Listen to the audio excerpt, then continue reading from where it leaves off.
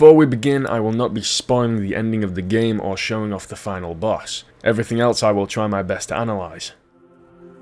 AM2R was developed by the legendary Milton Guasti, also known as Dr. M64. The development took a course over 10 years, however there were several periods of no work being done to the game. Milton wanted to recreate the fast gameplay of Metroid Zero Mission, but try and implement the remarkable atmosphere and ambience of Super Metroid. At first, the remake remained completely faithful to the original, following Metroid 2's map layout and reusing assets from existing Metroid games. As Guasti kept working on improving and polishing the game engine and the game's engine features, he began to feel as if AM2R was becoming more of its own thing than a remake. Because AM2R differed so significantly from the original Metroid 2, Guasti had to figure out a way to convey the original's feel of fear in a manner that was more modern. The tight quarters combat of Metroid 2 had to be altered for AM2R due to the Metroid's increased mobility and screen space. In turn, the Metroids were given an aggressive and agile redesign. The scale of the rooms throughout the game were also changed, with some landmarks being redesigned to make better use of the larger screen, while some of the game's areas were made with great accuracy to their counterparts in Metroid 2. Other areas were expanded and had new elements introduced. For example, new areas, a log system which happens to be reminiscent of Prime, and another being a tube system which allows for quick transportation to other areas. Transportation from interconnected hub areas is an incredible mechanic. The feature of fast travel helps make the game far less frustrating when it comes to 100% playthroughs. In late 2014, the project was ported to the newer version of GameMaker Studio. This enabled improving loading times and performance, but required the complete rewriting of some features and changes to the designs of some levels. This move also made bugs faster to fix and new builds easier to make, leaving the progress of development in a more productive state. GameMaker is primarily intended for making games with 2D graphics. The engine's primary element is an IDE, or Integrated Development Environment. The IDE presents built-in editors for level design, scripting, paths, and shaders. Here is a custom ongoing Metroid engine which was rebuilt and run using GameMaker Studio 2. Scooter Boots managed to get features like a new UI, a working menu, and a map present, and this just shows how effective of a game-building engine that GameMaker Studio is. I'll leave a link in the description to the Metroid engine video, so you can check it out. AM2R was released for free following a countdown through its website on August 6, 2016. This coincided with the 30th anniversary of the Metroid series. Updated versions with further improvements and features were planned, but shortly after the first release, Nintendo sent DMCA notices to the website hosting the game. The download links on the game's website were removed on August 7th, but Milton said that he had plans to work on the game privately. While understandable from a copyright perspective, it was disheartening for the Metroid fan community, who had eagerly awaited an official remake of Metroid 2 Return of Samus. On September the 2nd, Guasti received a DMCA takedown request from Nintendo, and he publicly announced that he had to end development. However, the development for the game was continued by people from the Metroid fan community, including bug fixes, new enemies, new story elements, and finally, additional game modes like New Game Plus and an in-game randomizer.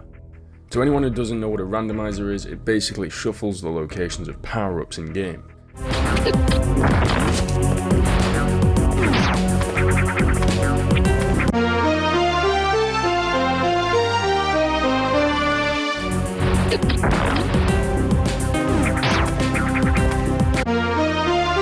It adds to the game's replayability and makes the game more enjoyable.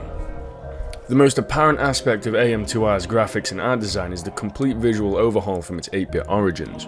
The development team has taken the relatively simple and pixelated graphics of the Game Boy version and breathed new life into them. The environments, enemies, and Samus herself have been meticulously reimagined with a level of detail and fluidity that surpasses the limitations of the original hardware. Each area of SR388 has been carefully crafted to be visually distinct, showcasing the vast diversity of the planet's landscapes and biomes. From the eerie underground caverns to the remarkable structure of the Chozo ruins, each location feels unique and memorable. The inclusion of subtle environmental effects such as bubbles coming from Samus's visor or the shimmering water adds a layer of immersion that makes the world come alive.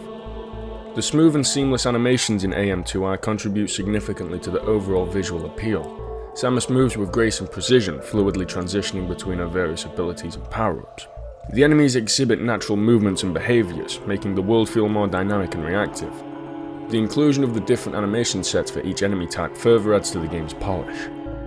The lighting effect in AM2R plays a crucial role in creating an atmospheric and immersive experience.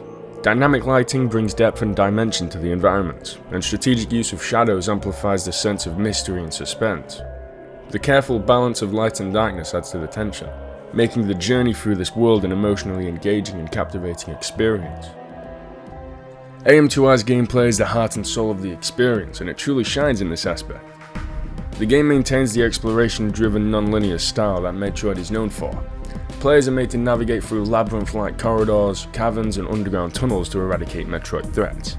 In regards to the controls, they have been made incredibly responsive, ensuring that players have full command over Samus's movements and actions. The controls have been finely tuned to strike the perfect balance between fluidity and precision, resulting in a gameplay experience that is both accessible and challenging. Wall jumps are the perfect example to show off how good the control system is. Wall jumps have always been an integral part of the Metroid series, and AM2R executes this mechanic flawlessly. Performing a wall jump in the game feels natural and rewarding, allowing players to chain together precise jumps to reach hidden areas or evade enemy attacks. The timing of the wall jump I would personally say is decently calibrated, however, it's not quite clear when a wall jump should be pulled off. Super Metroid presents the best way to execute a wall jump, with a good frame window which during this process frames where Samus faces away from the wall are present, and at such a time, the jump button is pressed, which in turn, the wall jump is performed. Whilst the execution visually is rather lacking, the control in AM2R's wall jumps offer a satisfying sense of accomplishment. This goes especially for those who end up mastering the mechanic. As players progress through AM2R, they'll unlock various abilities and power-ups that further enhance Samus's mobility and combat prowess. These advanced techniques include the Speed Booster or the Shine Spark. These demand precision in execution. Whilst the inputs make it easy to execute such mechanics, this game features some of the most challenging Shine Spark puzzles to ever grace the Metroid franchise.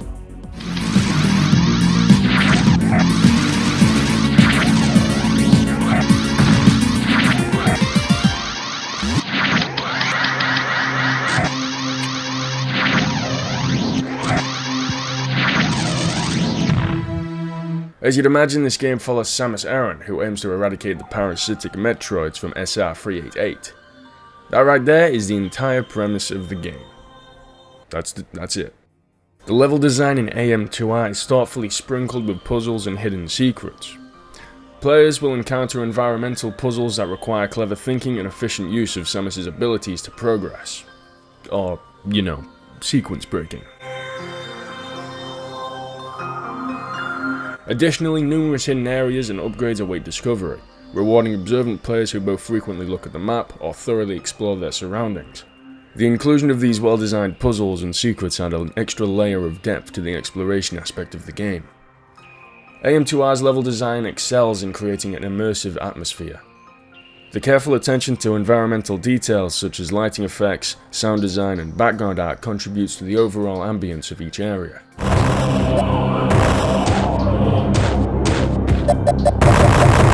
The surface area serves as the starting point of Samus's journey.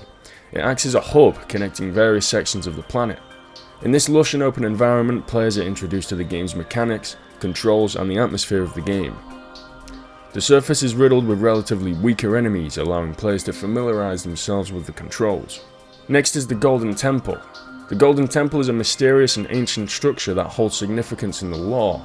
Players will delve deep into this temple, encountering challenging platforming sections and puzzles. The architecture is awe-inspiring, and the temple's secrets may provide players with vital upgrades or valuable information about the planet and its inhabitants.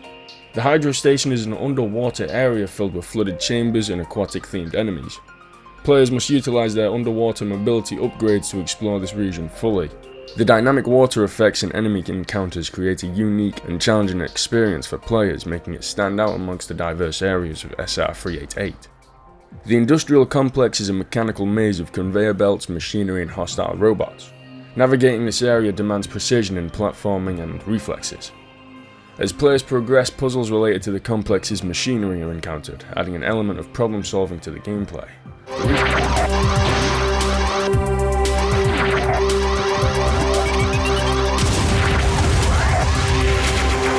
The research site is where the Galactic Federation research team made their base and were killed by the Metroids. The environment here may differ greatly from other areas. with sterile laboratory settings, advanced technology and the presence of hostile enemies. This area contributes to the game's storyline and provides insight into the intentions of the researchers on that came to the planet.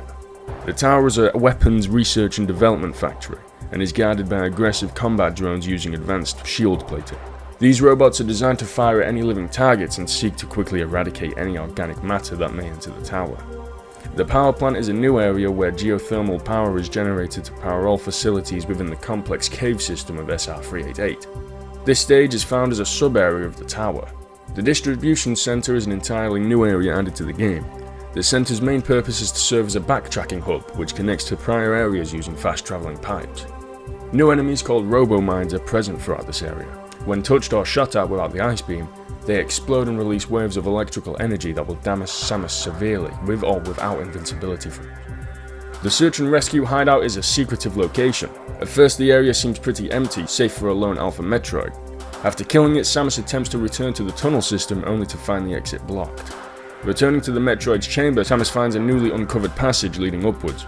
Exploring it, she hears gunfire and discovers the search and rescue team still alive, battling an enhanced Metroid. However, this Zeta Metroid then undergoes a change into an Omega Metroid. In turn, it then slaughters the remainders of the search and rescue team. The penultimate area of the game is the Nest. This is where the supposedly final Metroids are fought before the Queen. 3 Omega Metroids are battled here, each in rather small corridors. According to the logbook, the Nest is composed of thick, globe-like masses composed mostly of crystallized carbohydrates, and only the most adaptable bioforms can thrive in its ecosystem. The final area of the game and the location of the Queen Metroid and the egg from where the last living Metroid hatches is the Genetics Laboratory. It now features stasis tubes and organic matter coated in the background. The logs and several visual decorations in the Genetics Laboratory serve to hint at the Chozo being responsible for the creation of the Metroid species.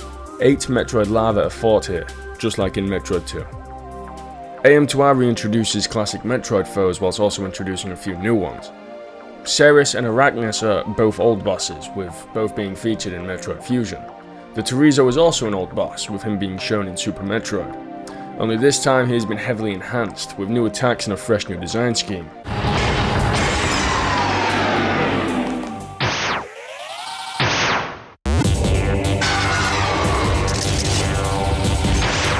In regards to newer bosses, we have a bunch of different Metroids.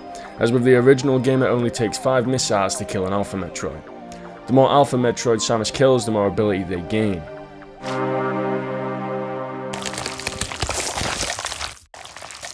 In addition to trying to ram Samus, Alphas can also charge her with high speeds, and will often dart out of the way of missile fire. It takes 10 normal missiles to kill a Gamma Metroid. In addition to occasionally pausing to shoot electricity, Gammas further into the game will also often dart out of the way of missile fire and can charge at high speeds. Zeta Metroids will die after being hit with 20 missiles, although Super Missiles will obviously speed up the battles. The Zeta Metroid will stomp around its chamber and spit out a stream of corrosive, acidic saliva at Samus. In addition to slashing at her with its claws, throwing a pair of energy waves and charging at her with high speeds.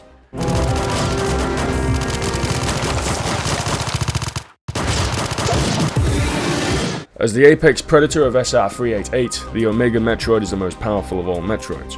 It breathes a long stream of fire from its mouth, slashes with its claws and jumps around, with the force from its jumps knocking Samus off of her feet. This, in version 1, takes 40 missiles to kill, but in the other versions it's 35 missiles, understandably. Each boss encounter is unique and demands different strategies to defeat them. The fights are intense and well paced, providing an excellent balance of challenge and satisfaction when overcoming these formidable adversaries. Though, some of the Metroid fights in my opinion are, well, they're just shit. Their movements can be very hard to counter, and with such claustrophobic fight environments, it makes avoiding the Metroids even harder. Even with this said, it doesn't really matter how much you avoid them when you can sit in a corner and spam missiles, whilst just sinking damage.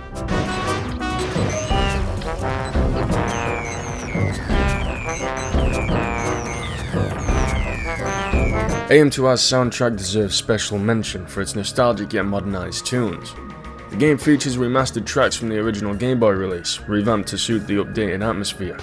The music complements the gameplay and the visuals, effectively immersing players into the desolate and eerie world of SR388. The soundtrack incorporates classic tracks from previous Metroid games, revitalizing them with fresh arrangements that resonate with longtime fans. Examples of this are Super Metroid's intro music having been remixed and used in this game's intro.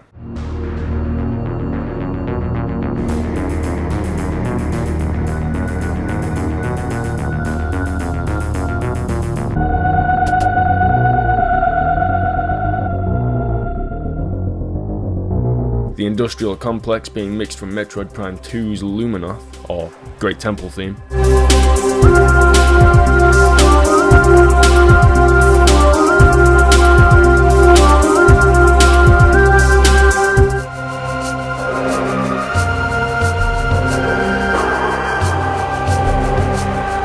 And AM2R's Hydro Station being heavily influenced by Green Brimstone from Super Metroid.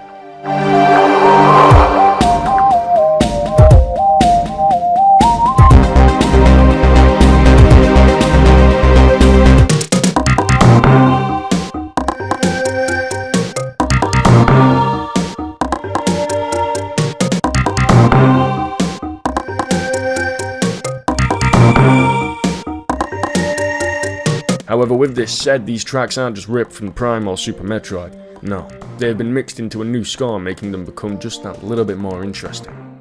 The sound effects during combat are satisfying and impactful, providing auditory cues that resonate with players. The distinct sounds of Samus's different weapons, from the power beam to the power bomb, everything is differentiated and can be identified just through sound alone. This is a very impressive achievement. The iconic Morph Ball makes its triumphant return in AM2R. This ability allows Samus to transform into a compact sphere, granting access to tight spaces, tunnels, and hidden passages. With this power-up, the game encourages exploration, as players must keep an eye out for small gaps or narrow corridors to progress. The Morph Ball also enables the use of the classic bomb ability, used for destroying obstacles, damaging enemies, and uncovering secrets. If you use the charge beam then go into bomb form, this creates a large array of bombs, a spread, more or less. It's also worth noting that unlike other Metroid games where you find the Morph Ball, you start Metroid 2 with the Morph Ball. The Spider Ball is a much more appreciated addition to AM2R. This power-up allows Samus to cling to walls and ceilings in Morph Ball form. Its inclusion opens up new puzzle-solving abilities and traversal options, creating a more dynamic exploration experience. The Charge Beam is a classic Metroid ability that returns in AM2R. This power-up enables Samus to charge her arm cannon for a devastatingly powerful shot.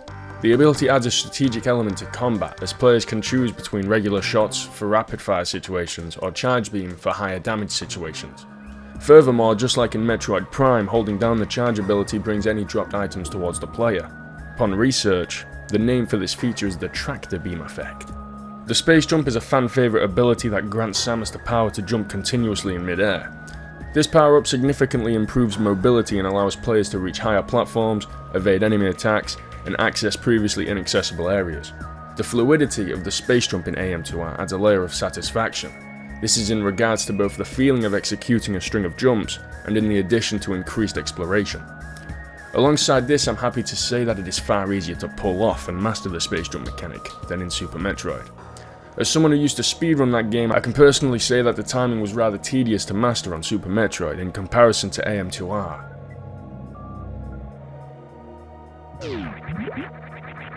The screw attack is the pinnacle of Samus's offensive prowess, turning her into a spinning, invincible force of destruction. In AM2R, the power-up is a game changer, allowing players to plow through enemy hordes and previously challenging foes with ease. In late game, most, if not all, parts of transportation from the distribution center require the screw attack in order to actually leave the other pipeline areas. The high jump is the quintessential power-up that transforms Samus's jumping ability, granting us the ability to reach higher platforms with ease. Upon obtaining the high jump, players notice a significant increase in Samus's vertical leap, making navigation through vertical areas and platforming sections much smoother. The speed booster is a power-up that greatly enhances Samus's mobility and offensive capabilities. When activated, Samus can gain a burst of momentum, allowing her to run at high speeds. As she gains momentum, a blue aura surrounds her. This indicates that the speed booster is active. If Samus maintains this speed and encounters a certain obstacle, such as slopes or specific walls, she can break through them with the Shine Spark. This is used in numerous puzzles across the game. The Spazer Beam is a welcome upgrade that splits Samus's shots into three, covering a wider area and inflicting more damage to enemies. The Plasma Beam replaces the standard beam with a high energy variant that pierces through enemies, dealing intense damage. With the ice beam, upon hitting enemies it encases them in ice, temporarily immobilizing them. Additionally, the ice beam allows players to free certain environmental hazards, creating new paths and opportunities for exploration. The wave beam passes through solid objects, allowing Samus to hit enemies through walls and obstacles. This makes it an excellent choice for sniping enemies from a distance or attacking foes that may be guarded or otherwise difficult to reach. Several changes have been made to the power beam. In addition to stacking, the Spacer and Plasma beams are now stackable, a feat that was not possible in Super Metroid without glitches.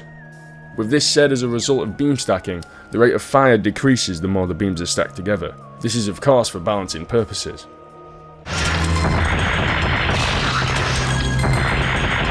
In regards to the suits, the Various suit is an iconic power-up in the Metroid series, and its inclusion in AM2R is no exception. The upgrade not only boasts a visual distinctive appearance, but also provides Samus with enhanced protection against enemy attacks. As a result of its enhanced protection, players can now venture into previously unreachable areas and engage in more intense combat scenarios, contributing to a more engaging and rewarding experience.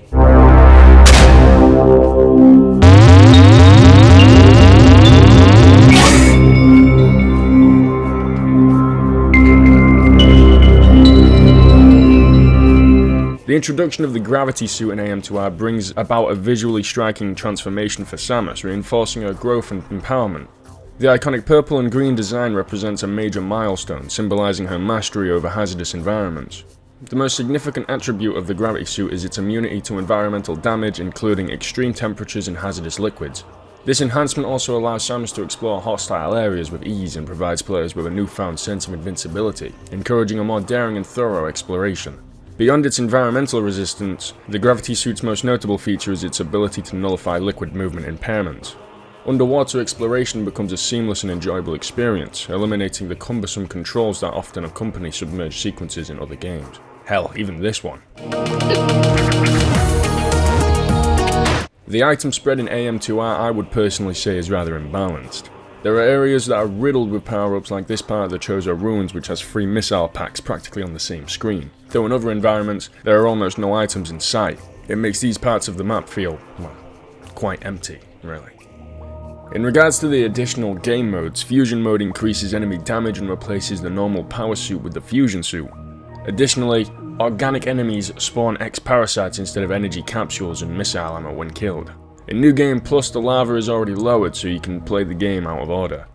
You still need to defeat all the Metroids to fight the final Alpha and Omegas, but even this can be done in any order. This greatly adds to the game's replayability, making each run of the game different. Horde Mode is an AM2R mod that primarily focuses on what would happen if SR388 was infested by Hornodes. So if you're like me and really like frogs, then this is the game mode for you. Alongside the extra game modes, there's also some extra content. The most notable one being the GB shader, which puts on a shader that replicates the visuals seen on the Game Boy Metroid. This is a neat little throwback and looks surprisingly good as well. There's also an in-game timer, fusion suit, and Baby Metroid accessibility at the beginning of the game. The gallery allows players to view concept art, character profiles, and other behind-the-scenes content, offering insights into the development process and the creator's attention to detail. The 3 different concept art images are unlocked through gameplay. The first one is the bad ending, which shows a fully suited Samus and the Metroid baby returning to the gunship. You get this from beating the game with over 4 hours of playtime. The moderate ending indicates a helmetless Samus observing the baby inside of the ship, and the final one, the best ending. The best ending has Samus sat comfortably in a cockpit in casual clothing, calling Cirrus Station. This is the perfect nod to Metroid 2's successor, Super Metroid, where the game begins with a distress signal from Cirrus Station.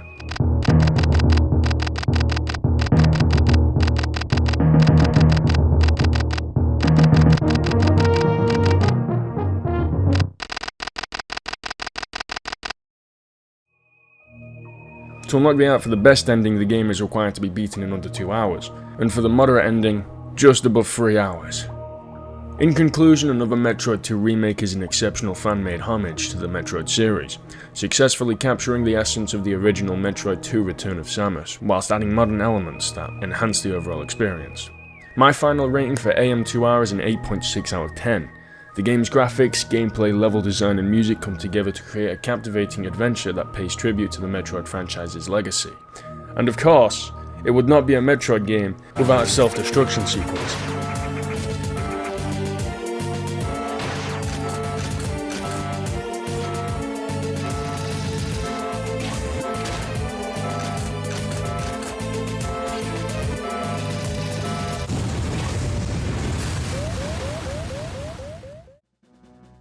Okay, now I already know I'm gonna get asked about how to get the game. It happened twice on the Ocarina of Time PC port video.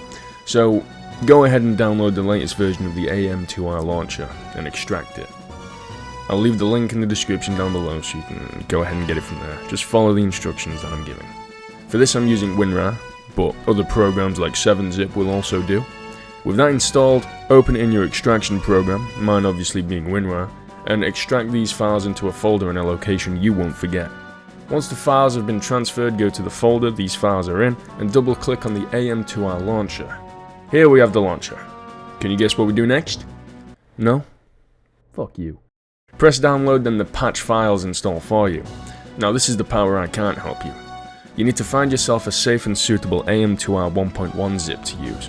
But once you select your 1.1 zip file, you are then prompted to install the game. From here you install it, then you can immediately jump right in and play the game.